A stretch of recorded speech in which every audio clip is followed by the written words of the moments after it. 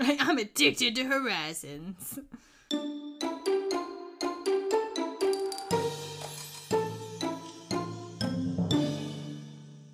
All right, today we're mixing two of my favorite things, Disney and crime. Me. Who's excited? Me. So excited. I can't wait. Been excited. I know that we have a Disney podcast, and I am a co-host of a Disney podcast, but I actually don't listen to that many podcasts in general. And the ones that I do are mostly true crime podcasts. So this is like my dream come true today. Well, you're welcome. For allowing this to happen. For doing the research. I kind of felt bad being like, I want to do this episode. You all have to do research. Girl, bye. But everybody seems to have enjoyed it, so I don't feel Please that don't, bad. because I have thoroughly enjoyed. So I have an icebreaker question for you guys. What is the craziest guest you've ever encountered? This can be something you experienced as a cast member or something you witnessed as a guest. When I work and interact with guests, I really try to separate work from pleasure, and I generally don't remember people. As soon as I clock out, I forget them. People always ask me with my current job too. They're like, "Oh, do you have any crazy airline stories?" I'm like, "No." It's I guess I don't know. No, but as a guest, we touched on it a little bit as on the DCP Marries when Janetta came on. We just talked about a weird interaction with a child in Typhoon Lagoon. And this is the one guest of all of my Disney trips that really sticks out.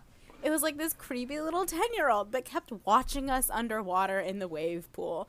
And the waves would kind of come and wash him away. And he would swim back with his goggles on and keep staring at us under the water. Nasty little Come up bitch. for air and keep Such a going back creep. down. One day, that kid's going to be featured on our Disney Crimes episode. Yes, he is. Yeah, so that's one guess that stands out in my memory. But while working, I worked at Cirque du Soleil, and I worked in the box office and as an usher. And when we were ushering, one of our jobs is while the show was going on, we had to make sure that there were no lights on in the audience. And so people would try to take out their phones and take pictures and videos, and it could just be one, it was a copyright violation for all of the material in the show, and two, could be harmful to a performer up on a high wire or doing trapeze if a flash starts going off. It could be distracting and cause an accident. So it was really important that as soon we would all be on radios being do you see that light in section 102, 102, go get him, row 4. And you'd have to go and be no photo, no photo, no photo. And I just remember this one time there was this group of Brazilians, because they often come to the Disney parks when they turn 16. And they were all taking pictures, and we were no photo, no photo. And they're we don't understand. No photo means no photo in every language. You do understand. But then there was also this one time, halfway through the show, there was this little blue light during the trapeze act. And we were what the heck is that light? And everyone's yeah, I see it. But now I don't see it. It's gone. No, there it is. Go get him. Oh, it's gone again. It's gone. We're what? It looked like a little laser pointer. And we were what is this person pointing a laser at these trapeze artists? That's really not cool. So we finally find him, and he's smoking an e-cig during the show, and we're what the hell? What reason would you think that is okay to do? We're dude, you can't do that. And he's why not? He's it's electric. I'm that no.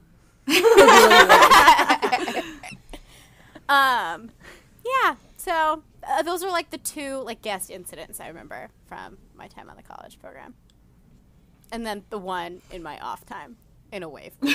That's weird. I'm kind of surprised that other guests didn't rat him out for the e-cig. They were all looking up at the trapeze. I don't know if anyone was really. I don't know. Yeah. How about you guys? Yeah. Anything weird? I thought real hard about this, and I could not come up with anything. I mean, that's good. Like, nothing came to my mind, which, yeah, I guess it is good, but I feel like there's something there, and Yeah, it's just, I like, didn't locked think away and of it. blocked You're out, and I like, just this can't remember crazy it. lady screaming at a cast member is not worth, like, my brain space. And I just... Yeah, Kelly's just operating on a higher level than the rest of us. That's fine. yeah, I remember the Typhoon Lagoon kid, but that's about it. I couldn't really remember. I couldn't really remember much either. I mean, unless you want to count, like, crying children. I don't know. Yeah. I love crying children in Disney. Why? I don't know if it makes me a horrible person, but every time I see a child, like, throwing a tantrum, I cannot help but crack up. Because they're, like, they are devastated that their life is so horrible in that moment. And I'm like, kid, get a grip. Your parents love you enough and, like, cherish, like, memories with you enough to spend a buttload of money to take you to a trip that you are not going to remember for, like, brief moments of happiness. So, just suck it up. I know you're tired, but they're my favorite. I love kids throwing tantrums in Disney. That was Kaitie and I when we were on our first trip. We cried a lot. Well, yeah, that's because we were 5 and 6 and our parents didn't, like, we didn't do breaks. They were like, we're getting our money's worth. Mm-hmm. And so by the end of the day, we were no breaks. Miserable. 5 and 6-year-olds can't walk like 10 miles a day. Yeah, they made us. No strollers. Mm-hmm. No strollers. They didn't do strollers. Plus, there was 2 of us, so we got to feed off of each other's energy. Oh, it was good. And it was like, well, you're upset. I'm upset, too. Let's cry about it. Yeah. I'm pretty sure that's why we liked it so much. Well, speaking of crying kids, my crazy guest story was, so I worked at Cosmic Rays. It's in the middle of a lunch rush, and this kid is bawling her eyes out, and she's all alone. So we're like, okay, lost kid. It happens. We know what to do. So we come over there. We go pull her to a quiet area of the restaurant, and we start to try and find out, where's your mom? Where's your family? Do you know your mom's name? What's your name? And the kid is, like, completely incoherent because she is just sobbing, and she doesn't speak English. So we go and grab one of our Spanish-speaking cast members. She comes over, and she's translating for us. We're trying to figure out what to do with this kid while we wait for security to come. So this lady runs up, and she's like, oh, my God, I'm so glad you're here. We found you. And the kid is still just, like, bawling. She's not like, Mom, yay. And so we're all like, what's going on? And she's like, oh, I'm her aunt. Like, it's fine. She's with me. And the kid's just like, I don't know her. And we were like, oh, my God. So they were like, okay, well. And the lady, of course, was still like, no. Like, I'm her aunt. It's fine. Like, her mom's here. I'll call her mom. We'll bring her mom over here. And so the lady's, like, trying to take the kid. And, like, we were like, you can't do that. So we bring them both into the office. And we're waiting for, this mom, which now we're like, may or may not be a thing, may or may not show up. We're all kind of freaked out by the whole thing. Eventually, the mom and dad do come in, and they're like, yeah, this is her aunt. She lives on this side of the country. We're from California. And this is the first time she's met her. So, no, she really doesn't know her that well. Oh, God.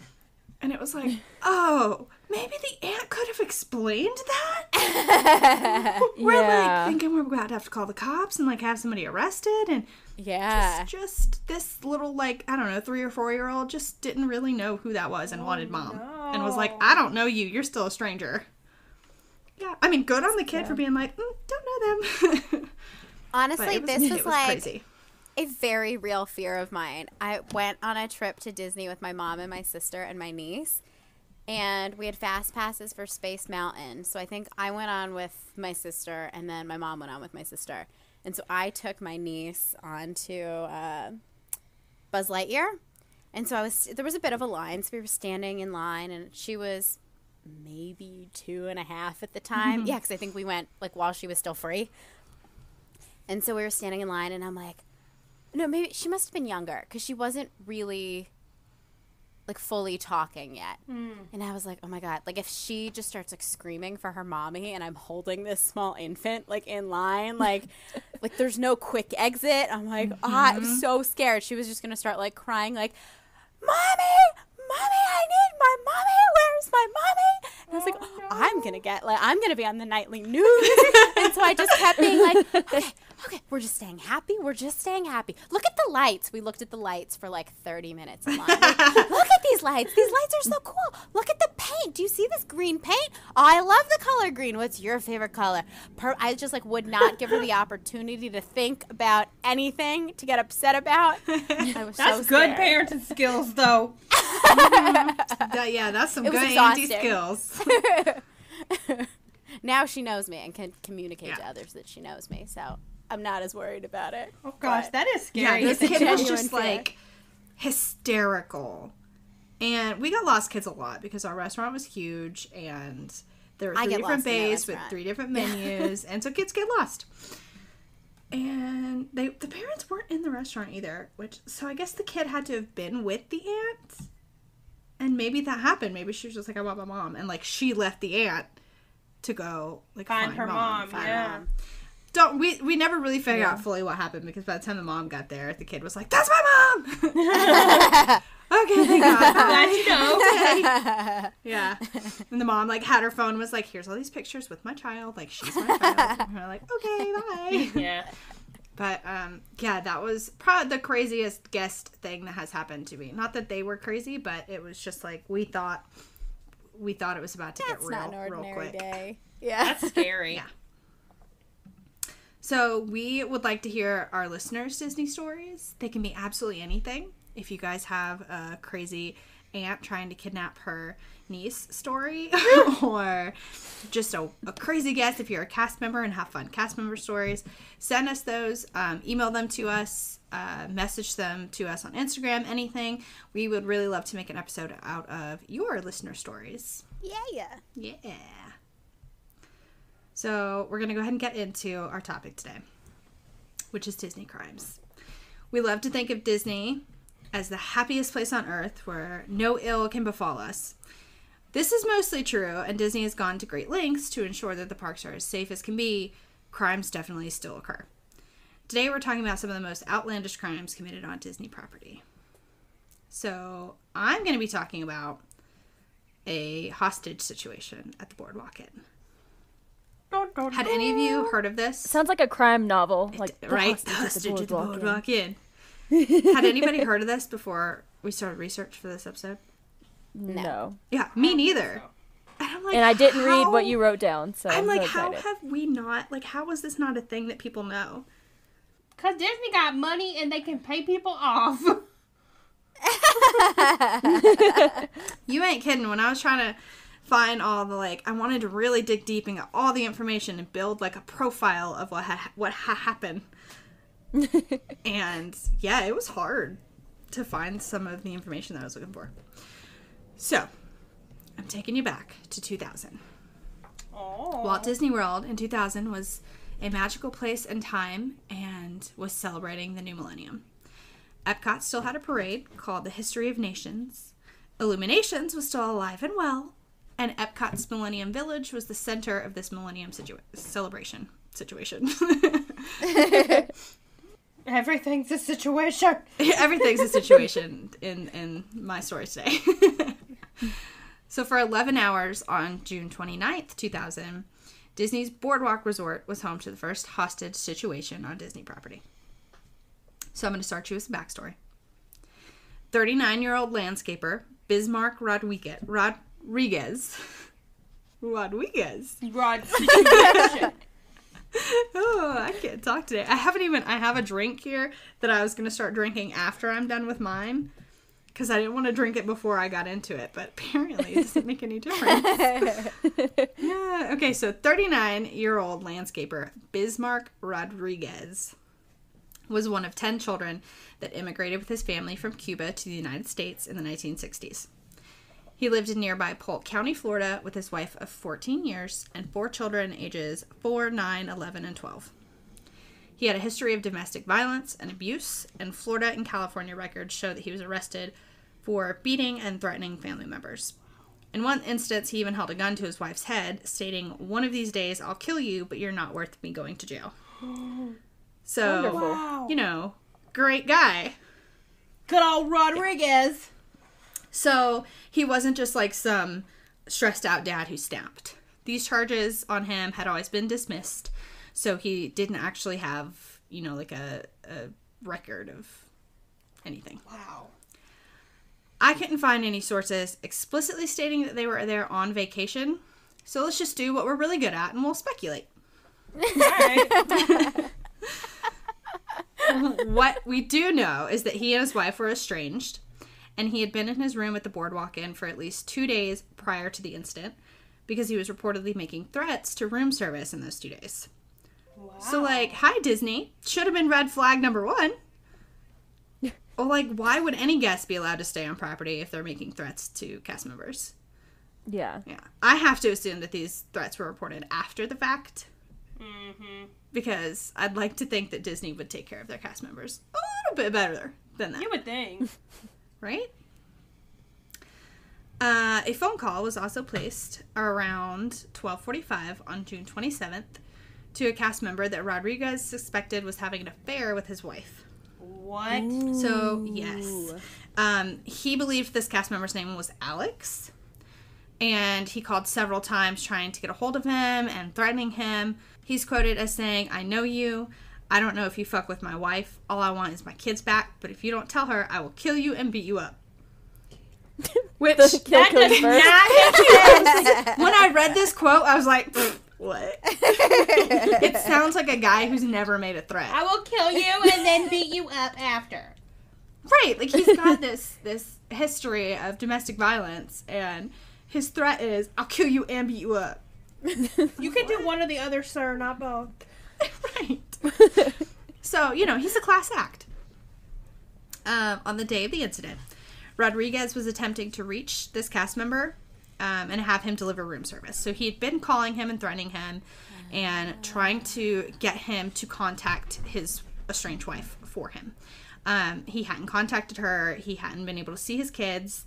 And he's trying to reach this cast member and get him to deliver room service. Because, you know, if he's at work, he's doing his job. This Rodriguez's logic is he's going to have to come deliver room service if he's the one working room service. Wow. Damn. But after he tried several times and failed to reach him, he kind of settled for the luck of the draw. So 42-year-old Rafael Carmona responded to a room service call. Oh. Yeah. It's not gonna be good for him. No, yeah. Responded to a room service call and was pistol whipped and brought into the hotel room with Rodriguez and his 4-year-old son. Oh my god. Jesus. So the hostage situation begins. Oh. All right. This is whack as hell. Right? That's why I was so surprised that I'd never heard about this, especially because it's like the 4-year-old son was in there too and a cast member. Like, I don't know how they swept this under the rug, but good job, Disney lawyers. And like the information's out there. Like, I could find plenty of articles about it. It's just like It was not nobody- publicized at Yeah. all. I mean, I know it was 20 years ago, but like, I just feel like we should have, like, as big a Disney people as we are, I feel like we should have known about this. And it's the first time I heard about it. But also, like, I was 8. Yeah, I was about to say, I was 9. Right. Like, I was Yeah, I was I don't 10. like, We the were news. young. like, we were planning Disney trips, and like we went to Disney pretty soon after that. And I don't know, maybe my parents were aware of it and were just like, no, it's fine. It's fine. I mean, we all know Florida people are crazy. True. It's true. Like, whenever Yeah. you hear a weird news story, it's always someone in Florida. That So is- this is probably like, oh, Florida Very true. hostage situation. Yeah. Just another day in Florida. That's probably what they like announced it as too. Is just Florida hostage Yeah, situation. right? There was no Disney World involved. right. So Rodriguez makes several calls to the Orlando TV station WKMG and was telling them he hadn't seen his other children in 30 days and he just wanted to speak with his estranged wife. So he's trying to get enough media attention to reach her and have a conversation, quote, with her. After several calls out by Rodriguez from the hotel room, Disney blocked outgoing phone calls and the television access to his room, so he could no longer monitor the media attention that he was getting, and really had no way to know whether or not his wife was trying to reach him back, or he was going to be able to communicate with her. Good job, Disney. Yeah, that's pretty clever. Yeah, I was about to say, I wonder if they have, like, negotiators, or if they call in people to do all that kind of stuff. They've got to call in people. Like, I'm about to think, tell you. like, Disney has like a negotiator on staff. I don't know. You never know. Hey, There's Disney security has a everywhere. freaking pathologist and pathologist assistant on staff for Animal Kingdom, so I wouldn't be surprised if they had a negotiator on staff. That I believe, though. Like, I don't know. Anyway, okay, so you think they're just during sitting by the this, pool at the boardwalk, like waiting for girl, you Not never sitting know. at the boardwalk, just in general. He's just a part of the security team, and they're also trained in. Until they I need wouldn't him. be surprised if they did have at least one security personnel who was I'm sure it's like part hostage of situation like, trained. Yeah. Oh, yeah. Or Definitely. like they sent them to hostage situation training. I bet they do now after this. Oh, I'm sure they do. So during this hostage situation, guests at the boardwalk inn were kept completely in the dark. Wow. Of the hotel's 910 rooms at the time, were 910. I think they've added on since then. 104 rooms in the immediate vicinity of his room were evacuated. Guests were sent to the lobby. They were provided with snacks and toiletry bags and clothing because they couldn't go back up to their rooms and get anything. And they were assigned rooms at other hotels or other rooms in the boardwalk. Were they told, do you think? They were not. They were Guests not. checking in were told their rooms were temporarily unavailable and encouraged to join in the snacks and games being played in the lobby. For the most part, like, guests were content. They were I don't know what they told them, but they obviously did not tell them about the situation. There was a little bit of backlash saying that, oh, Disney should have let us know, and because they could see the SWAT teams and see the helicopters. They knew something was happening. But most guests had absolutely no idea what was going on. But let's be honest, like, we've seen cast members lose their shit. Not cast members, I'm sorry. We've seen guests lose their shit over, like, missed dining reservations. So I can't even imagine the chaos that would ensue from being like, yeah, we've got a hostage situation. You cannot tell people that. No. You just can't, like, tell people casually, oh, there's a small hostage situation going on down the hall. But, like, enjoy the games here. Just try not to think about it. Yeah, so a total of 282 guests were evacuated from the boardwalk and relocated to other rooms. So in the grand scheme of things, 282 out of all the Disney stuff is not a lot. Hostage negotiators were called out along with the police. A SWAT team was actually at a nearby park giving a talk to a group of Boy Scouts and were able to get to the scene very quickly. Oh. Right? Convenient. Rodriguez, why can't I say that? Rodriguez fired one of 100 bullets that he had into a wall of the room, and Rafael Camora said that's when he began to fear for his life.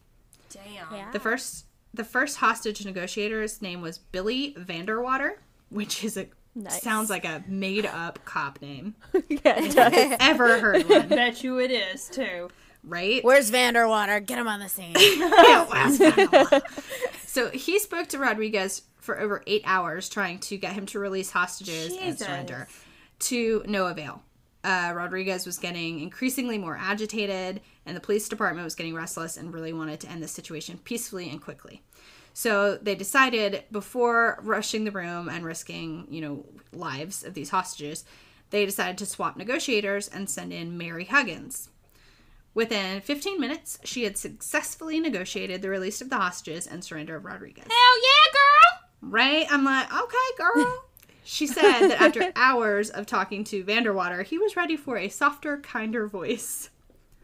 Yeah, especially coming from Huggins. That just sounds Vanderwater. And Right? It's like, send in Mary Huggins. I wonder if they work together all the time, and that's like their bad cop, good cop. Right? Or if they work together and they're like, work nemesis. Yeah. And she's like, he's so gruff and I'm the soft, kind one, and like, I won this one. That's what I'd like to imagine the scenario went when they got back to the office. Now, what do you think she said to him? Right? I feel like a couple of the she articles, was like, you think this is going to win her back? That ain't going to happen. the couple of the articles kind of made it sound that way. Made it sound like she started talking about like, hey, this isn't the way to get to your wife. Like, a woman's not going to respond to this. you need to come out and surrender and do what you can to work with her to see your kids. Well, he ain't gonna be able just to a man now. saying that, but if a woman says it, it's like, oh, she's not going like this. Huh. Right. That's what it. Women That's what don't it made it sound appreciate like. hostage situations. But, like, you ain't gonna see him now anyways, dumbass. Right. Your ass is going to jail. So, speaking of that, Rodriguez was charged with false imprisonment and aggravated assault. But I couldn't find any sources confirming the final verdict. So, I don't know what the sentencing verdict was. I don't know if he went to jail. I don't know any of it. I actually dug real deep and tried to find his mugshots and his criminal record.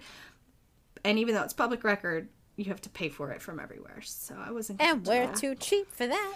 Yeah, love you guys, mean it. If our listeners really want to know, they can go pay the like $10. And when to you find do, out. let us know, because we ain't. Yeah. So I'm gonna assume that he was certainly not granted parental custody of any kind after this, and hopefully has very limited access to his children because they deserve better than that. Mm-hmm. Yeah. Wow. So Carmona, the cast member that was held hostage for 11 hours, was given a week off with pay, offered counseling and medical attention from Disney. But he still decided to sue the company. He cited Disney as being responsible for not adequately preparing cast members for a situation like this.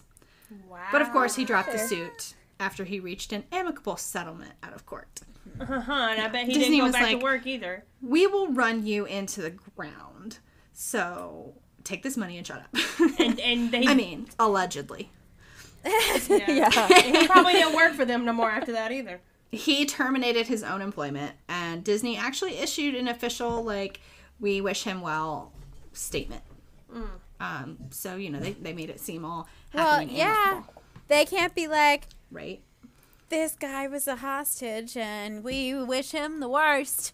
Right? They can't just, like, not say anything about it. So they were like, this. We ignored his Good luck. prior threats to other cast members and, like, That's my thing, is that if these threats to the room service staff and to, in particular, this Alex guy were reported and Disney didn't do anything about it, like, they are liable. they are liable. I Yeah, I'm on assume his too, side. yeah. They're absolutely liable. They should have gotten this guy out of the hotel immediately.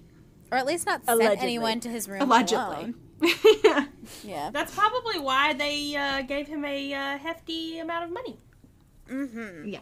I mean, if I was in that situation, I'd want a hefty amount. Oh, 100%. I would too, and that's probably why he sued them in the first place, because he was like, I ain't gonna win, but I might get something out of it. Right? Yeah, he only got like a week off with pay. Like, what is a week? Right. It's Okay. like, your week's up. Come back. And work in Yeah. the same place where you probably have Nah. PTSD. Mm-hmm. So at the end of the day, nobody was seriously hurt, and all the guests remained safe. But it does beg the question of, like, what could they have done differently, and what policies have changed because of this. I'm hoping that they take any threats to their staff much more serious now. This was also pre 9/11 though, so, you know, like, there's more safety measures in general in Huge. today's world. Yeah. So hopefully something like this will never happen again at the Disney Resort. And I'm certainly not deterred from staying at the boardwalk anymore because of this. In fact, I really want to find out what room it was and stay in it. Right? I was thinking the same thing. I was like, I wonder which room that was. Yeah, right. I bet you would never be able to find that out though. No, hell Unless no. you literally went and talked to that Rodriguez guy. Excuse I me. mean, Which you Sir, don't wanna do. what room did you hold that boy up in? I want to Yeah. go there. so that is the story of the Boardwalk Inn hostage situation. Wow. That was a good one. Thanks. Well, not good that it happened, but like It was a good entertaining. story. It was. Yeah.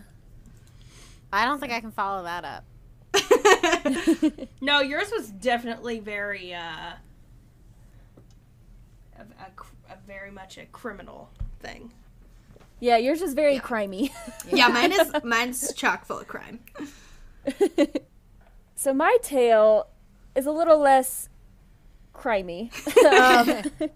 Allegedly. It's definitely a crime, but it didn't hurt really anybody else. It's a victimless crime. Those are the best crimes. Yeah, Yeah, that's the Yeah, term I was looking same. for. It was a victimless crime. Ooh, I can drink now. So I'm gonna tell the tale of the Horizons, or Horizon. Is it Horizon? Yeah, it's Horizons trespassing. I think this story is insane, and I love it so much, and I can't wait to tell you guys about it. So I'm just. Can I ask you a question first? Did you know about what? this prior to? I did. I'd watched the video prior Okay. to Kaitie talking about wanting to make this Okay. episode. So, in December of 1994, Horizons closed its doors indefinitely without any formal notice or announcement. We talked about this ride, and I think in our Extinct Attractions episode, and this was very well beloved. And there's a mosquito flying around my room. Sorry. So in December of 1995, Horizons reopened temporarily while 2 other Epcot attractions were being refurbished. So it had like this rare chance of coming back, and people were like, oh, we got to jump on this thing. So this guy named Dave Ensign, his nickname was Hoot Gibson. It was and what? Ed Barlow. Hoot Gibson. Hoot. They have nicknames. Yeah. Lovely. Oh, I like that. Yeah. And Ed Barlow Jr., his nickname was Thunder Chief. So I'm probably going to be referring to them as their nicknames. Hoot and the for Thunder rest of the Chief. story. So were these Hoot and like Thunder Chief.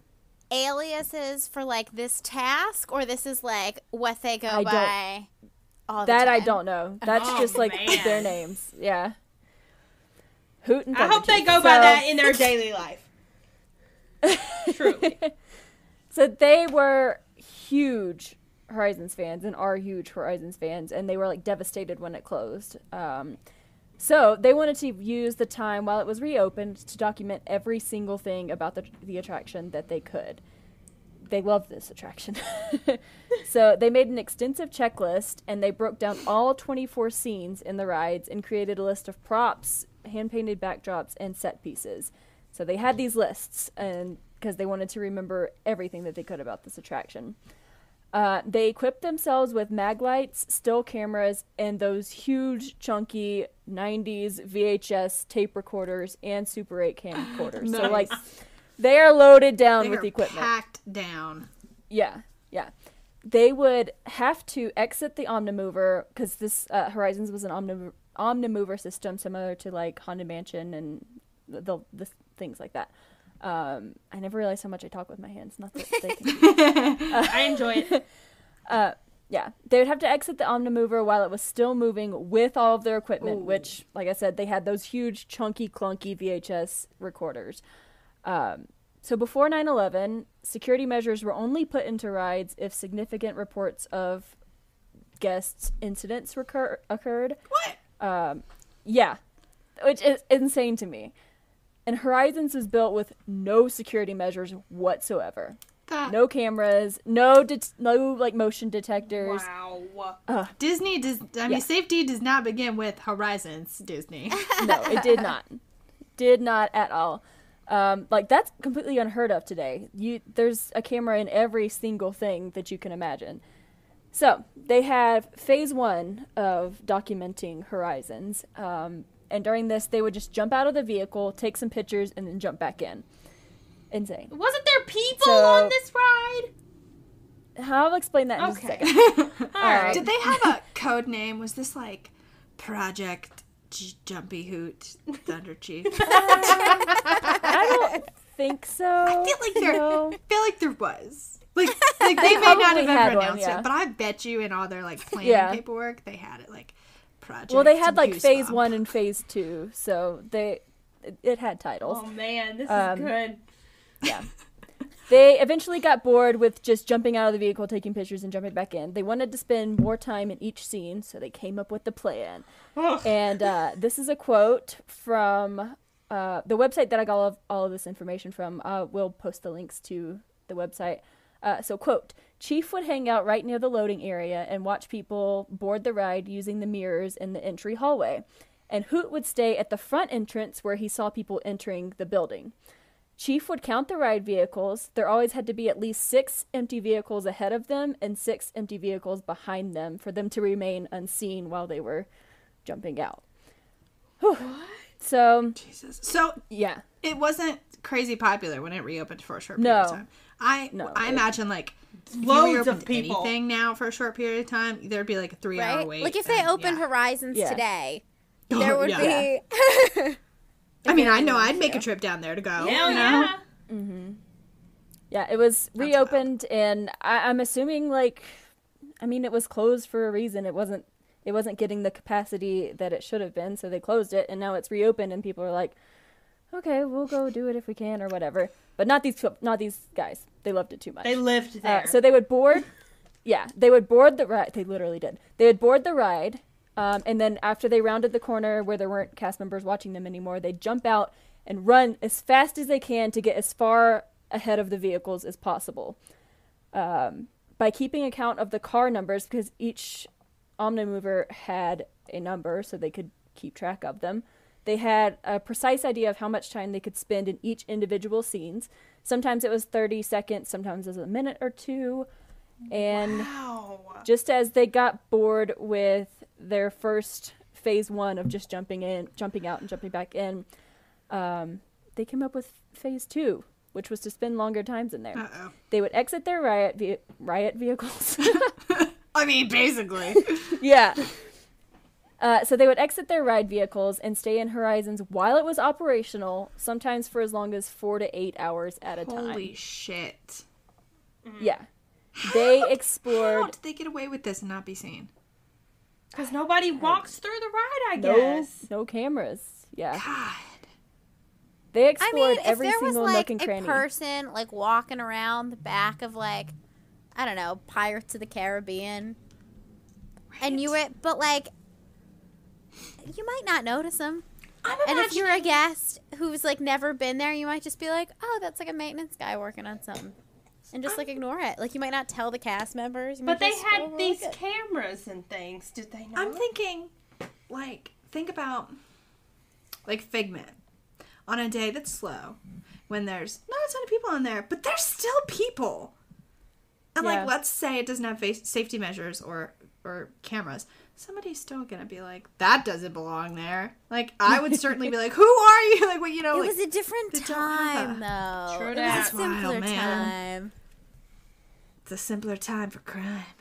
Yeah. No It joke. was. So they found huge empty rooms, amazingly high catwalks, and dirty Flintstones cartoons scrawled on the walls, empty beer cans from 1983, and a scent cannon that was used to create the smell of orange citrus blossom that was sprayed throughout the attraction. A weird abandoned maintenance room soon became their base camp where they would set down their equipment. So they had a place to go take their huge chunky equipment and set it down so they didn't have to lug it around with them while they're doing all this nonsense. These motherfuckers had a break room. Yeah, they did.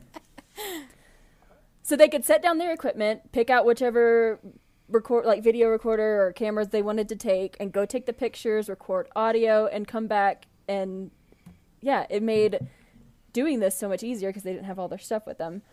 They became so comfortable with spending time at the ride that they would eat their dinner there and wash themselves in the Mesa Verde kitchen scene waterfall, which is gross. Ew. What? Yeah. Hoot. Thunder Chief. What's his name? Thunderclap. Yeah, that's Thunder Chief. That's nasty. Because that was not clean water. But I mean, if you had the chance, would you go like, not like wash your hands, but like run your hands in like the waterfall and living with the land or something? Like, I feel like you just have to do it. But then like actually go wash your hands because that's gross. Oh boy. So, yeah, they started inviting their friends along on the adventures. There was a girl named Sunnyside. She was Hoot's girlfriend, who later became his wife and is still married to him today. Sunnyside. Hoot and Sunnyside. And then Bionic Fonzie was... That's a dumb one. Who is that? He probably had some rods in his body. He probably had some surgeries. Because I know my grandma calls herself the Bionic Woman because she got So Bionic Fonzie was this. This is dating this so much. The webmaster of the Best Horizons tribute website at the time. How Yikes. lovely. And they have another pal, Spike Tripper, who also came along. Oh, man. These are bad. Yeah. So they took their friends down there and were showing them all around. Horizons ended up staying open longer than Hoot and Chief thought. So they just kept doing the same thing over and over Did again. they have just jobs? I don't know. Wow. This was their this job. was just like their weekend thing. Every weekend they just live at Horizons. Yeah. So they got more and more comfortable with spending time down there, which leads to a bigger risk of danger. One time, a Hoot stepped on a piece of rotten plywood and fractured his right foot, and Chief cut his head open on something. So, Wow. they injured themselves. Yeah. So he just stepped off the ride at some point with a cut on his head. Yeah, right? Yeah, I couldn't find the information. Yeah, he went in completely, no scratches at all, and then came out. Yeah, but I bet with, you there was a different huge people cut. that was working at Yeah, this there was time. a shift change. Yeah. Oh my god. Jesus. They were only seen twice, once by a father and son, and then another time by a maintenance man who turned his flashlight on them and tried to chase them. But they knew this area so well that they were just able to go and find a place to hide. That's crazy. And then they hid from the maintenance man and then just jumped back in a car once the ride started again. Jesus. I think cast members looked for them for 2 hours and then were like, we don't see anybody, we can't find them. So the cast members looked for him for 2 hours, but didn't think they gotta get off somehow. Let's just wait until they come off of a car. yeah. Jesus, cast members, come on now.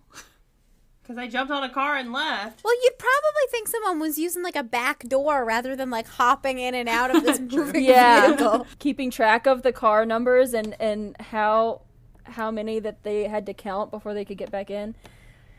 Yeah. So Horizons did close permanently on January 9th, 1999. So they were able to do this for 4 years. Jesus. And then a quote from that website that I mentioned earlier. On this sad but inevitable day they both knew was coming, Hoot and Chief kissed their favorite animatronic figures goodbye and boarded one of the last cars to make it through the dark ride. Upon exiting the Omnimover vehicle for the final time, they toasted with grape juice, which I think you're in Epcot, and they're toasting with grape juice. Were they I wonder if they were teenagers. Maybe they weren't old enough to I don't know. drink. I think they might have been. I don't know. Yeah, other diehard fans were there to pay their respects and say goodbye to the attraction. Their escapades were officially over, and they said that they were hit with an overwhelming feeling of emptiness. The Horizons building stood unoccupied for well over a year before it was slowly torn down and replaced with Mission Space.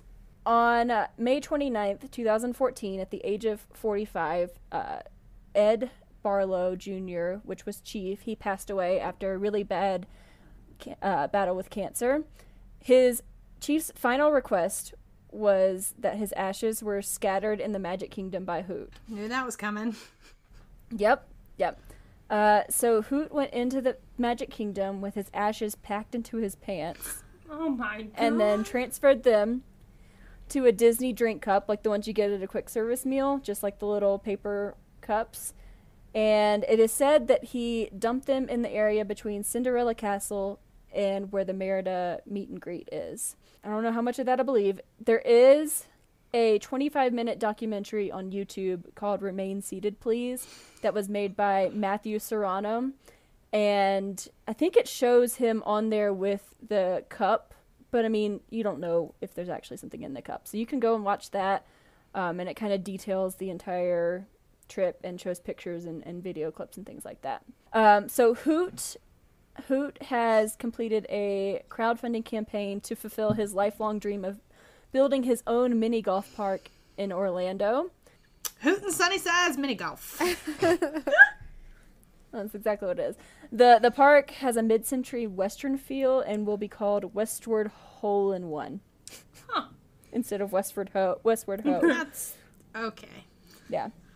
Okay. So Hoot and Chief also had a blog called the Mesa Verde Times, where you can see photos and videos they took while exploring Horizons. There's the documentary, and then I'm going to put my warning at the end. Do not attempt to exit any ride vehicle, any attraction, and also do not spread your loved ones' ashes at World Market. Don't do it at World Market, and don't do it at Disney World, no matter how much they wanted it, because it's just not a good idea. I don't know if Disney took any action specifically towards this trespassing or after this trespassing, but we know now that you can't do anything like this. There's cameras, there's motion detectors, there's cast members, so no matter how intense the ride or how tame it is, do not exit your ride vehicle. That is weird. That should be on my strange addiction. Yeah. I'm addicted to Horizons. Wow. Well, you like see the progression of like their addiction, right? Like it started off small, just hopping out, hopping in, seeing if we could do it. And boy, did that progress. The Mesa Verde Times is that blog, and then the Please Remain Seated is the YouTube video, which I think is so interesting, and I really enjoyed watching that, so I recommend it. Damn. Thanks, Kelly. That was awesome. Yeah, I love that story.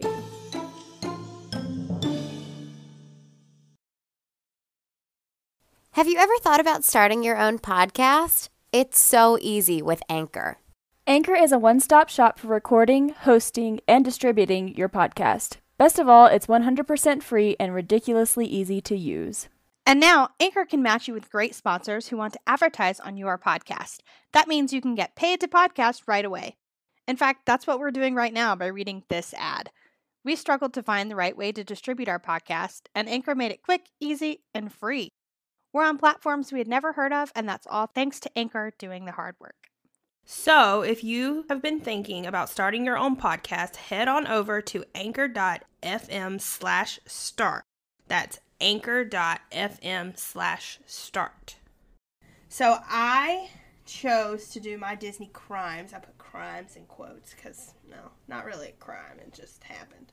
It started out as just the river country trespassing stuff, and then it turned into River Country and Discovery Island because they kind of bled over into the other, and there honestly was more information about Discovery Island trespassing than River Country.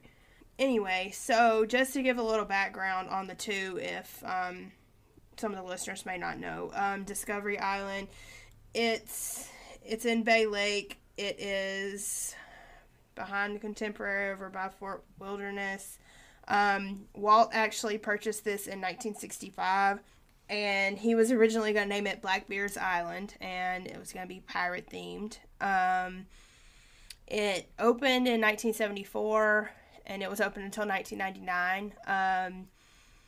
It was also, it had a lot of different names, but the main ones were Treasure Island, and then they renamed it Discovery Island, and it stuck. They switched it because it wasn't getting a lot of traction, not a lot of guests. They didn't really care much for the whole pirate thing, so they decided to turn it into this like animal observatory area with a lot of different kinds of animals. But it ended up closing because of Animal Kingdom. They relocated a lot of the animals, and some of them they like dispersed out to other places, so they didn't take them all, and some of them stayed. Anyway, so that's a little background on Discovery Island. Background on River Country is a water park, natural water from the lake. It was open from 1976 to 2001. It was actually almost named Pop's Willow Grove. It That's was cute. a lot of, it was like a Huckleberry Finn kind of theme, that kind of thing. I would have given, I would give money to go to that. Jesus. Yeah. I remember the vacation planning VHSs that I used to watch that had River Country on them, and it looked so cool. Mm-hmm. And I wish we would have gone when I went. I think I went in 1999, and I wish that we would have gone over there, but we did not. Yeah. I'm the opposite. Every time I see something about River Country, I'm like, I would not have liked that. I didn't realize it was lake water. Yeah, it was like all that's natural. Freaking nasty. Because it connected to, like, the big part of the lake. Like, there was no... Yeah. That's how you get gators. It had closed in 2001, and they were supposed to reopen in spring of 2002, but they never did because they were not getting enough guests, and so they waited until 2005, and then they permanently said, hey, it's not opening back up. Because then they had Typhoon Lagoon and Blizzard Beach, and they were getting a whole lot more traction and guest reactions from that. They did give it a chance, though, and they were like, if there's enough demand, like, we'll reopen it. But, like, I don't know that they were ever probably going to do that. Because at that point, like, a lake water park was probably not where people wanted to be. So... but another something that I did hear about it is that this new resort that they're making, they're tearing it down. It's not going to be there. So you can't go and be a trespasser any longer. So we'll get into the crime-esque part of this. What do you mean crime-esque? Trespassing is a crime. Like, that is against the law. You keep putting in air quotes. Like, that is definitely a crime. It's only a crime if you get caught. That is not true.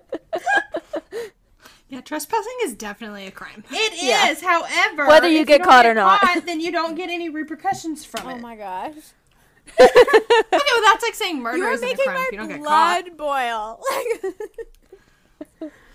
We are not condoning trespassing of any type. Please don't do it. It is a crime. It's a quote-unquote crime. Aren't you gonna get us sued?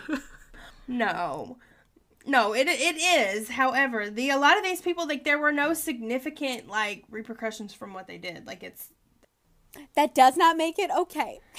it does not. No, I'm not saying it's okay, because I certainly wouldn't do it. As much as I want to see these places, hell no, I wouldn't go over there, because I'm not gonna, like, risk not being able to go back to Disney for that. Right? It's not the risk of, like, going to jail. It's the risk of, like, being banned from Disney. That's more persuading. Yeah, that's all that I care about. So, okay. There were several stories. So, the first known trip to these two places was by Shane Perez. He's very well known for doing it. He is, like, the only one that really came up. I had to dig for the rest. So the first time, they just tried to take a raft in broad, open, seen by everyone. Alligator just to take a big-ass water. raft to get over to Discovery Island. So they were not able to do it because they could not smuggle the equipment they needed properly without getting caught. So they came back for a second time and decided it would be smart to swim from River Country to Discovery Island. No. And this was years after this place closed, but at this point in time, they still had the lights on. They had not permanently announced River Country was closed. So I guess it was probably a little bit kept up there, but Discovery Island was done. They swam. They used, like, some kind of bags and, like, equipment bags and stuff as flotation devices so that they could just get over there. They have tons of pictures. They have, like, a whole blog about it. They had, they found, apparently it's famous from Discovery Island, is these Diet Coke bottles and different bottles of, like, preserved snakes. I have seen those. And there's pictures of them all over the place. And so, like, they, like, left them there. So several people have gone back and just to find that. Like, that's been something big for them to go and look for. But the interesting thing about him is that he did not post that he did any of this until 2009. No one knew other than, I guess, him and his people. And it was due to the statute of limitations in Florida, which is 4 years. Disney could not press charges, and they could not do anything to him for doing this, other than ban him from their property. Clever boy. And I was like, yeah. It is the worst. Which is the worst. So I was like, okay, you're smart, sir. Like, he did his research so that he would not necessarily get in trouble. However, he didn't really have, from what I read, he didn't really have any kind of interest in going back to property anyways. He wasn't, a crazy Disney freak like we are. I want to know how that works. Like, if they ban you from the property for life, obviously if you get caught on the property, you can get charged with trespassing, but clearly they didn't care too much about that because they've already trespassed. So, like, if you book the room in someone else's name, and you get the tickets in someone else's name... They don't ever check your ID. Yeah, how can they actually know? There's a wall in the utilidors with everybody's face plastered on it that's banned. And Right, it's like... So, is it... I mean, I still would never want to get banned. Right. But, like, is a ban really... A ban. Can they enforce it? I mean, back, like, when it first happened, probably not. But, like, casinos in Vegas have, like, facial recognition where they, like, pick up on people, right? Isn't that a thing? Yeah, but... Yeah. I wonder if they do that. That's I interesting. wonder. That is interesting. if you've been banned from Disney I bet World, that's something Bob Chapek's doing. Come on. Yeah. He's not going to lose a penny in those parks. He's not letting trespassers true. come in. Bob, we want money for those facial recognition ideas. Okay, so that was that. Then we have another person, and I couldn't find much about this guy. He didn't seem very vocal about his, but his name was Nomius, I guess is how you say this. A lot of them did go, a couple of them did go by alias names. They didn't really put out their own names. But the only thing that I could gather from this is there were a couple of photos. The lights were still on Discovery Island when they went. This was around 2007 when he went. So the lights were still there. There was a couple of pictures of like freezers and like deep coolers and things that had like animal food and animal medicines and things that were just left there. Like they didn't clean out a whole lot. And this was on Discovery Island. They didn't clean out a whole lot of stuff when they decided That's so crazy. to leave. Because, like, if we move an animal now, if we move it from department to department, or if we move it from our zoo to another zoo, everything of theirs goes with that animal. So to have left behind food and medication, I know Disney's got money, but, like, that's just irresponsible. The weird thing is that all these videos that I watched, and I don't know how much videos y'all have watched on these or how much you've dug into it, but this literally looks like something from Jurassic Park. Like something terrible happened over this whole island, and it just has stayed that way. That's a really good, like, analogy, actually. yeah, Like, I could totally the see only that now. difference is that, like, everything is falling apart because of the weather. Otherwise, it literally looks like this whole island was frozen in time back from 1999 or whatever when it closed. Like, they didn't take anything, they didn't move anything. There's still like filing cabinets and papers all over the walls and like all kinds of stuff that's still intact, mind you. Like, you can read some papers. There's like dry erase boards with notes still left on them. That's so wasteful. I mean, it is insane. I wonder if There's they had pages. I wonder if they had intentions to go back, and then something just kept getting in the way, and like they wonder. and then everything just got like ruined. You know, like just the weather got to it, and there's like Now they can't do anything Or with I it. wonder if it was just a total, like, money thing. Like, if it was just cheaper to leave that shit there. Yeah. Yeah, it's not coming out of my budget. Is it going to come out of your budget? Is it going to come out of your budget? Nah. Yeah. And a lot of the articles that I did read, it said, you know, there's a lot of the reasons why they didn't clean it off is because it was, like you said, it would have been more money to get the equipment across the water to tear it all down than to just leave it there and let it be. Because they had to get special boats and special things to get over there. But there was, like I said, for the Nomius little exploration, there wasn't a whole lot. He did write, in another video I watched, which I'll tell about this person later, but Nomius had left like a picture, like he drew a picture on a dry erase board with an expo marker from back then that still works.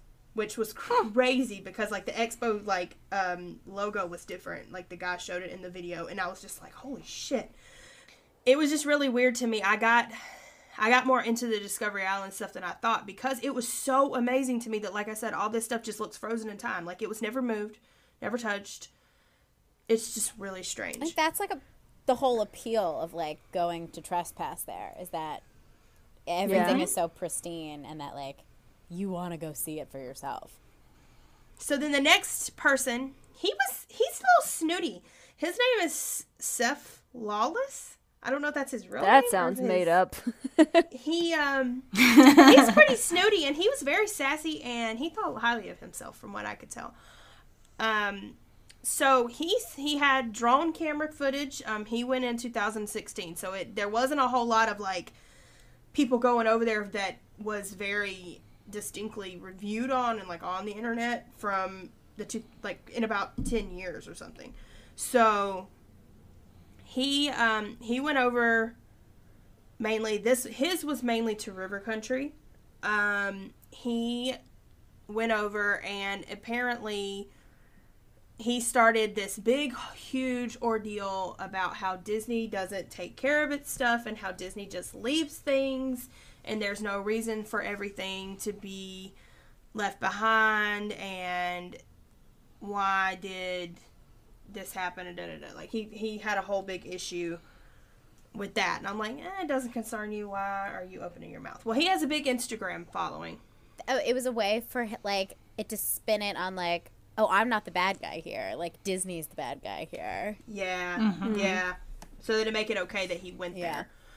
But he started telling like his Instagram followers after a while, because apparently after he went, one of the things was that he took a picture of the pool that was never drained, never done anything with. He took a picture of it, and then there was this big thing about how it was like a mosquito breeding ground there, because all it was just water. Yeah. And the Zika virus was a big thing. Yeah. I'm not very familiar with that. I don't remember hearing much about that, but it was a big thing around this time. And so apparently shortly after he came out with all this stuff, that's when Disney actually went over to River Country and drained and filled in the pool. So now it's like cemented over with grass. You couldn't tell there was a pool there at all. So he apparently went on to Instagram after that, and he was like, thanks for making this loud and clear. Disney heard us, blah, blah, blah. And so he seems to think that he was what a hero. He's taking the credit for it. Right. So that's that guy. And then there was this really wonderful video that I stumbled upon, which it was the first video I watched. And this was from 2017. And it was two people one was named Matthew Sanswa, and the other was Chris Carswell, and they did River Country and Discovery Island. But the Discovery Island video is an hour-long HD, like, first ever known very good quality video of someone exploring over the whole entire island. And this is where I saw the cooler, like he found the coolers, he found the snake bottles, he found like all kinds of stuff. Like, I mean, and it really, really shows you this island frozen in time. It's like everything is in the place where it was. It's just, it looks terrible. And I was just like, holy cow. Because at this point, I don't know why, but it wasn't like super overgrown in his video. But then I watched another one from like a year later, and it was like vines, trees, like this guy couldn't even get through some of the places because it was so overgrown. But in one of the things where the like the animal stuff was in the cooler, I was like excited to talk to you about it, Kaitie, because like you would know more about how they, like you said, they would transport stuff and take it as the animal goes. And like you can read on one of the plastic baggies, it says something about like flamingo medications or like something like this, and I'm just like, that's so, like, that to me is one of the most bizarre aspects of this whole thing. I understand not bringing over equipment or office supplies or things like that, or even tearing anything down. I get that it's on an island and it's hard to, but like, you can put those animal medications in a cooler and take it over in a boat. Take it over. Yeah, like, there was like test tubes and all kinds of stuff. You had to take the. It's weird. That's very strange to me. Yeah, but but after that hour-long video, he showed a lot about Discovery Island. So I would say if you really wanted to just sit and watch something, watch that, because I watched all of that. Yeah, I want to watch that. I'll try to find it tomorrow. I'll send you the link. Okay. But then there was another video of him going into river country. Just the Matthew guy by himself. It's like his video, so he's the one that's filming everything. And so he went into river country, and he had mentioned he found this like cave there, and the other guy that was with him, he got caught by like a Disney cast member that was nearby, because I feel like you could probably get caught way easier at river country because it's so close to like civilization. Like Discovery Island, if you're over there, you're over there.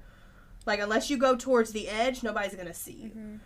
But so they got caught, and apparently the Matthew guy, like he had found this cave and he like ran in and hid, and the other guy got caught. And so I'm not like, sure. Peace. Good luck. Right. And I was like, I don't really know. It doesn't tell what happened to them. I never have seen or known that they like actually got in trouble. Like there was nothing about, him being banned. The Seth Lawless guy, he's definitely banned. Like he's not, and he's like, I don't care because I don't want to go anyways. That's what he said. But anyway, so he walked probably cries around, about it at night. Right. But the Matthew guy, he like walks around with like the camera like on his neck. So in his Discovery Island video, it was like that, and it was the same kind of point of view for the river country one. And he just walks around. I mean, it is still very like easy to walk around there. Yeah, there's vines and trees and stuff everywhere, but he like walked around all the paths. He walked up all the stairs. He got on one of the slides and just like walked on it. And I'm like, what the fuck, you gonna fall through? But anyway, so he did that, and then he walked across all the bridges that are all over water, and I'm just like, bro. Did you not hear about Butch and Sundance over in Horizons who broke their foot and their head? Come on now. Well, and then, I mean, he was walking across the bridges and stuff. The bridges are in plain ass sight from the water. Anybody can see you there. And then he moves his camera to the side, and there's a damn alligator back there. And I'm like, sir. Aww. No. Oh, that's not no. how you I want to love go. alligators. You take one wrong step, and this was a baby alligator, okay? If there's a baby, there's a mama soon. Yeah. Like, so you took one wrong step, and that old ass wooden bridge broke. You'd be dead. Dead. No, nobody would ever have seen your video. That's the worst consequence of that is that nobody would have seen his video. And probably nobody knew where his ass was either. So he would be gone and forgotten forever. He would get killed and then beaten up. Yes, exactly. So anyway, so there's that. And he seemed to have just literally climbed the big, tall ass green fence that's over by Fort Wilderness. Like walked down the walkway, climbed over the fence, and just walked right in. Like, I mean, like, nothing ever happened, and I'm sorry, but I couldn't do that. Nope. Like, I can't climb anything. That takes some serious cojones. This was in the broad-ass daylight, too. Not at nighttime, daylight. So, no thank you. So, then there was one other guy that I saw, and I want to say that his name was Brent Baker. Not sure, but he... Allegedly. His whole YouTube... Yeah, allegedly, that's his name. But he... goes by Standard Stealth, and he's on YouTube. He's got some pretty cool videos. But he went in 2018 to Discovery Island. He had... This was not... When he filmed it and when Matthew and Chris went over, it was only about a 4 to 5 month time span. Like, there wasn't that much time. And from his video to the other video, it had grown up like crazy. There was, I mean, you couldn't see some of the things that the other guys had went into. Like, some of the buildings and things had grown up so quickly. So, he got there in the middle of the night. He left in the middle of the night. He rafted across from river country in a kayak. Or he didn't raft. At least he didn't swim kayak. like the other guys did. Right.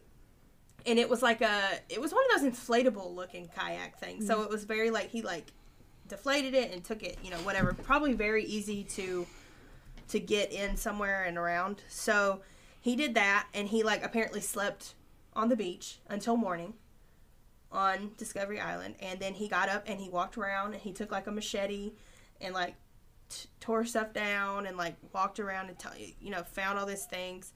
And he was pretty knowledgeable about stuff.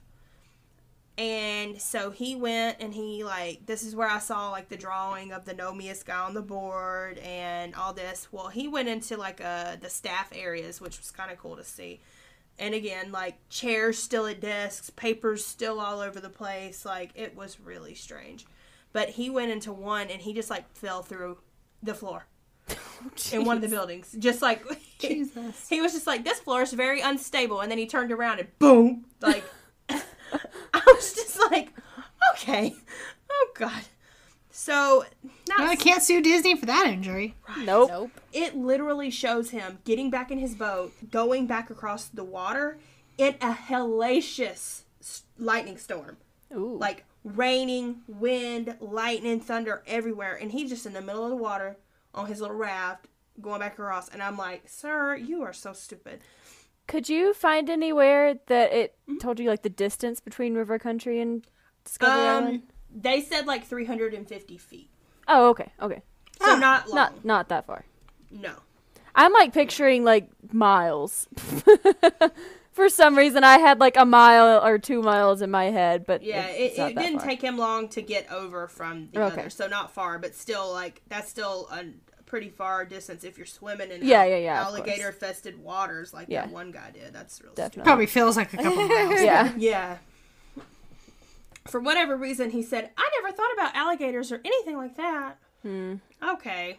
Whatever. You're in Florida, sir. There's alligators in every body of water that you come across. Yeah. So, but as far as I know, that guy did not get caught either. He seemed to just... Not even by natural selection, huh? But anyway, so those were the couple instances of people doing this, and they only got banned. Like, that was the repercussions of it. Nobody ever went to jail. Nobody ever paid money. No one ever did anything like that. So, Well, you guys ready to hear about mine? Yeah, because I have no idea what it yours actually is. takes place on the West Coast. Oh. Yeah, Cali, baby. So I'm gonna take you back till May 28th, 2013. And this day may sound familiar to you because it's the day before I left to do my summer alumni Disney College program. Oh, shit. Yeah. So I was packing this day for my 6 a.m. flight. I was heading to Los Angeles to go work at Disneyland. And I remember getting messages up the wazoo saying, oh my God, you hear about this? Oh my God, you hear about this? Because Twitter was going crazy. The news was going crazy because there was an explosion in Toontown. Oh my God. oh. Did you guys remember hearing about this? Nope. No. So, guests were like the first ones to report on Twitter. They were like, a trash can just exploded in Toontown. We're being evacuated. A bomb just went off in Toontown. The park's closing. There's a gunner in Toontown. We've got to go. And so, I mean, well, part of that was true. There was an explosion in a trash can in Toontown. And the land was evacuated. The park stayed open, but everyone was cleared out of Toontown. So That's crazy that they just evacuated them out of Toontown. well, unlike back in like the 90s when there was no like surveillance video and stuff, 2013 there was lots of footage of this. So yeah, surveillance video was like all over the news very quickly. The Anaheim Police Department received a call at 5:30 p.m. A bomb squad did come to the park from Orange County Sheriff's Department. Toontown was evacuated by Disney for like as a precautionary measure and for investigation. So for a little reference, this event happened 1 month after the Boston Marathon bombing. So with that, like, fresh in everybody's minds, you're at a big, like, tourist destination. It would be a likely spot for another attack. And there had also been several bomb scares, like, within the same month. in Southern California, like at college campuses and shopping centers. So it was all kind of playing off of each other. Police Sergeant Robert Dunn said that dry ice appeared to have been placed in a plastic bottle. They found remnants of the plastic bottle in the garbage cans. He said, unfortunately, these bombs are very common in our neighborhoods.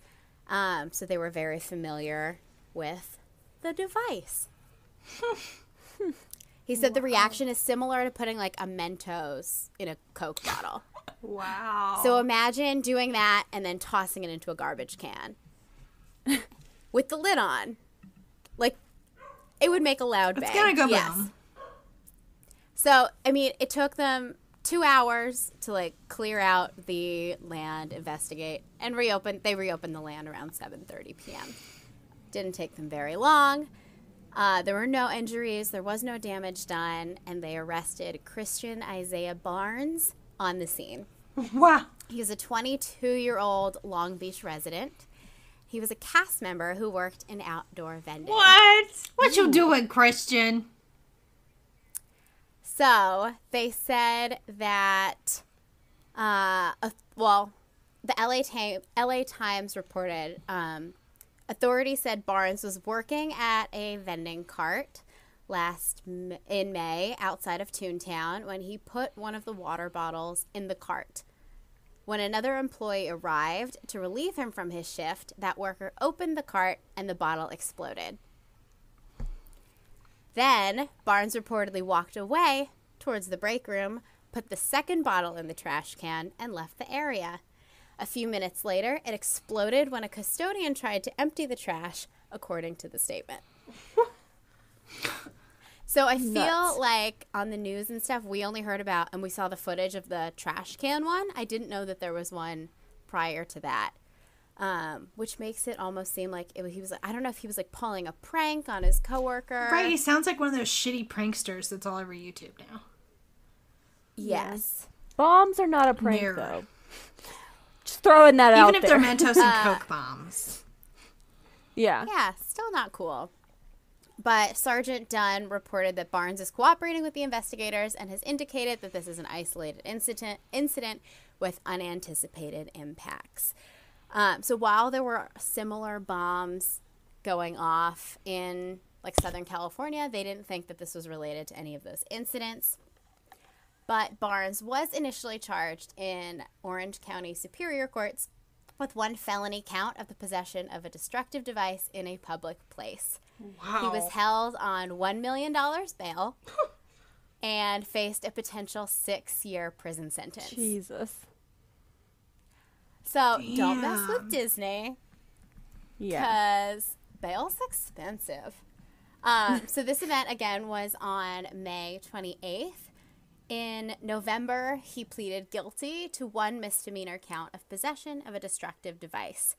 What that meant is he was sentenced to 36 days in jail, so a little short of 6 years, 3 years of probation, and 100 hours of community service. And he was ordered he'd have to stay away from Disneyland.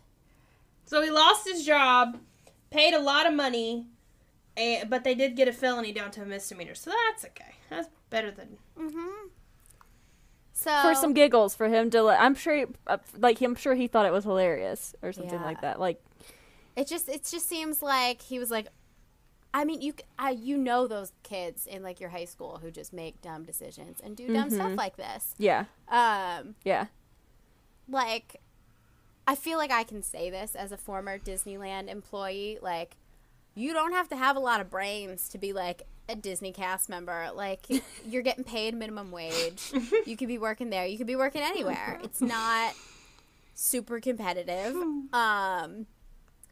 And so it's just like people's like first job in high school, and I could see him like doing this in the summer during college and being like, oh, do you know what happens when you put dry ice in a water bottle? Yeah. Let me chuck it in a trash can. Oh, this would be funny. You get fired and we all know a Christian. Yeah.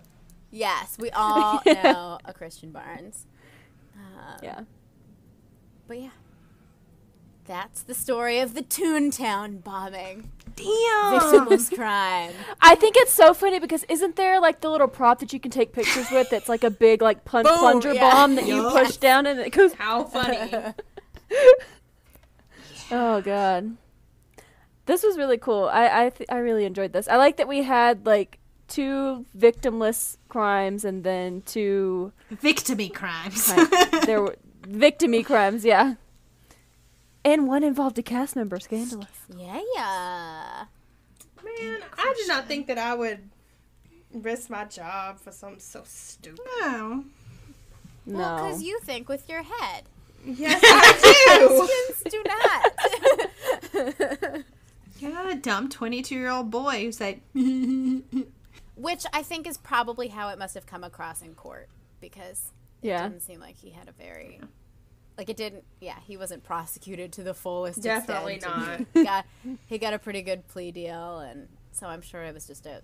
Wasn't charged with like terrorism or something like that. It was just a kid. And it was not a felony. Still a crime. well, thanks for joining us. I had so much fun talking about crimes. We hope that you guys enjoyed our dive into Disney crime as much as we did. Do you have a Disney crime story you'd like to hear? Join us on Spilling the Mad Tea Facebook group. Let us know. Let's have a conversation about it. Yes, you can also email us at spillingthemadtea@gmail.com. I would love to do another one of these episodes, so if you got some crimes, we would like to talk about them. You got some crime. We got the time.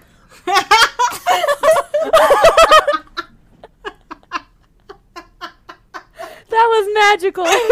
Wow. That was weird.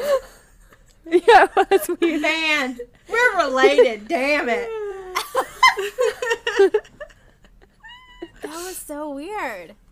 Yeah, if you've got the time to tweet us, we're over at Spilling the Mad Tea. We'd love to hear your stories.